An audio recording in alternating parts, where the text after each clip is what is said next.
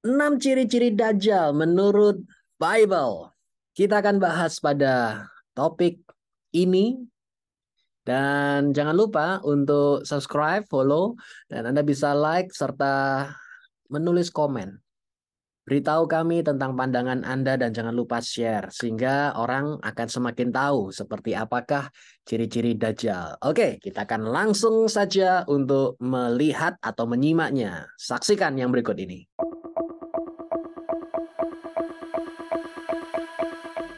Nah, kita tentu sering mendengar istilah Dajjal. Siapa sebenarnya Dajjal itu?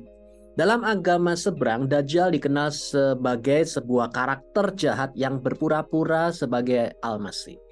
Dajjal dikatakan akan muncul ketika dunia sudah mendekati kiamat. Nah, bagaimana dengan agama Kristen?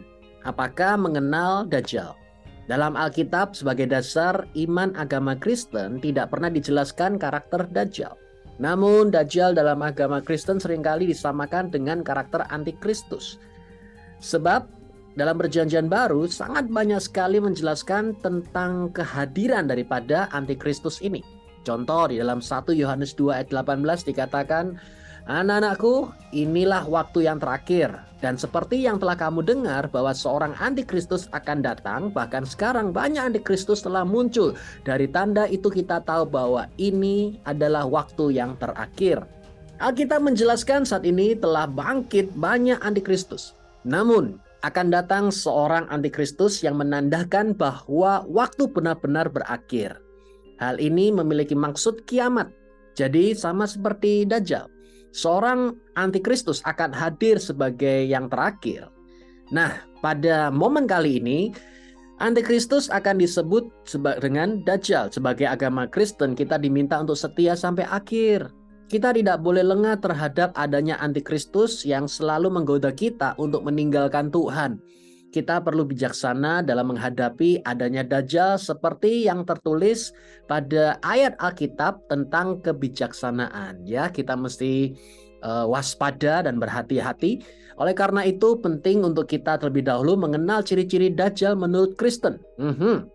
Seperti apakah ciri-ciri Dajjal menurut Kristen itu?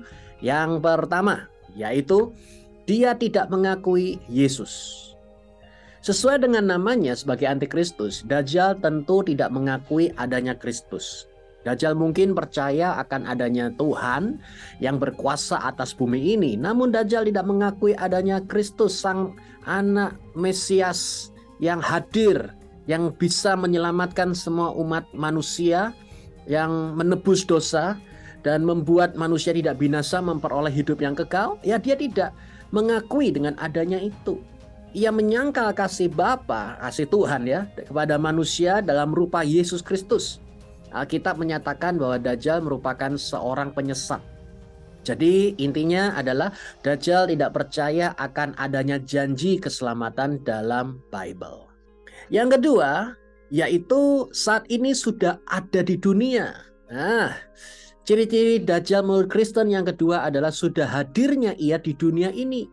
Alkitab dengan jelas mengatakan bahwa ia sudah ada dan terus bekerja. Oleh karena itu kita perlu terus untuk waspada. Dajjal bukan berasal dari Tuhan. Kita perlu terus berserah kepada Tuhan untuk mendapatkan keteguhan darinya sesuai yang dikatakan di dalam ayat Alkitab tentang berserah. Ya, jadi kita mesti hidup di dalam Yesus Kristus, sadar akan hal-hal yang ada di sekitar kita atau orang-orang atau pribadi-pribadi yang membuat kita itu semakin jauh dari Tuhan. Nah, yang ketiga dikatakan berasal dari kalangan orang Kristen. Nah, coba lihat di dalam 1 Yohanes 2 ayat 19 mengatakan mereka meninggalkan kita karena mereka bukan berasal dari kita. Sebab jika mereka berasal dari kita, mereka akan tetap tinggal bersama kita. Tetapi mereka pergi supaya menjadi nyata bahwa mereka bukanlah berasal dari kita. Ya. Juga dikatakan di dalam Matius 7 ayat 15 yang berbunyi seperti ini. Namun berhati-hatilah terhadap nabi-nabi palsu yang datang kepadamu. Mereka berpakaian bulu domba padahal di dalamnya mereka adalah serigala yang buas. Ya, jadi begini.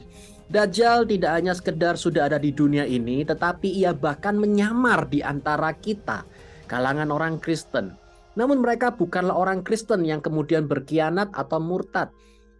Sedari awal mereka hanya berpura-pura dan mereka tidak benar-benar merupakan orang Kristen. Mereka dapat diumpamakan seperti serigala berbulu domba. Dajjal tentu tidak mampu melakukan penyembahan yang benar menurut Bible. Berikutnya, Dajjal memiliki atribut dengan bilangan 666. Seperti yang tertulis dalam Wahyu 13 ayat 18 yang berkata, inilah pentingnya hikmat.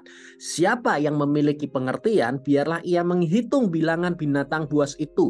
Karena itu adalah bilangan seorang manusia dan bilangannya adalah 666. Jadi di sini menunjukkan bahwa ayat ini menjadi dasar hebohnya perihal angka 666. Angka 66 ini menjadi ciri-ciri Dajjal menurut Kristen yang sangat menggambarkan. Namun Tuhan mengingatkan bahwa angka itu tidak terlihat secara eksplisit. Ya, jadi kita perlu hikmat dengan bijaksana menghitung atau melihat angka 66 tersebut. Jadi penjelasan tentang pertanda 66 itu nanti kita akan coba bahas, tetapi terpenting adalah angka 66 itu adalah angka manusia, di mana manusia itu melakukan dengan usaha dan upayanya, merasa bisa, merasa mampu, dan akhirnya dia tidak lagi bergantung kepada Tuhan. Nah, sekarang di situ kita memahami, saudara, bahwa pada akhirnya manusia tidak akan pernah bisa berhasil dengan caranya dia sendiri. Yang kelima dikatakan memiliki kuasa di dunia ini. Nah, sekarang ciri-ciri Dajjal menurut Kristen selanjutnya adalah kekuasaan yang ia miliki di dunia. Dajjal bukan karakter yang berperan sebagai orang yang biasa-biasa saja atau bahkan sebagai orang yang tersingkirkan. Ia memiliki kuasa atas segala sesuatu.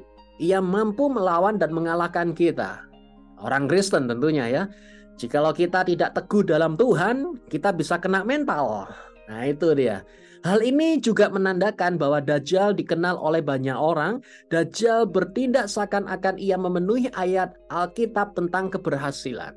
Ya, jadi di sini kita juga jangan juga menghakimi, wah itu Dajjal itu, wah kita bisa celaka. Jangan saudara, tetapi kita masih ada Tuhan yang memegang kendali, membawa kita berhasil dengan caranya Tuhan ya.